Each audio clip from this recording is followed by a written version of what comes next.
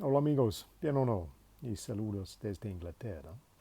Um, este video es un poco corto solo porque es otro pensamiento también con el tema de ayer en cómo nosotros hacer situaciones cuando gente dice no.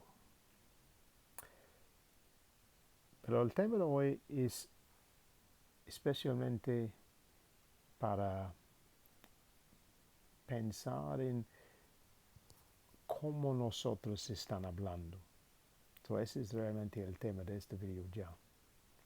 So this video, we're continuing a bit from what I talked about yesterday, which is thinking about how do we deal with no and those type of situations where we have to deal with or try to get past no or some kind of rejection. And one thing to think carefully about before we go into the specifics of phrases we could use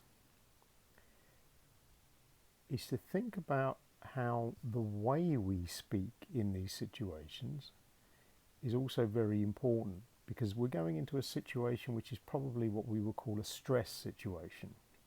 So one of us, maybe not us, but perhaps the other person, is stressed, maybe angry, but certainly not being particularly friendly because they're saying no. So for us to break that, we have to be mindful of how we sound. And in some ways, this is a way of us trying to reduce some of that energy in the conversation to stop it turning into an argument. Because if we go at it with a very definite, but this is really extremely important, this thing happens, and why are you stopping me? And we bring that kind of almost a panic energy to it, we're going to get pushed back with a much stronger no. What we have to try and do, although it's a bit difficult in a situation where you might be feeling a bit stressed as well, is we have to try very hard to bring our voice down to a more relaxed tone, slow it down, be much clearer, and in many ways think of it more as we're going to start using friendly questions to find out why. So something to think about in other types of reading you're doing.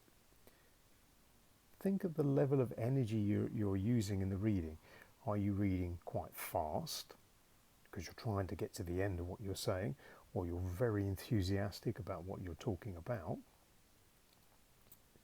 Think about how you would sound if you did that with a much calmer sounding voice.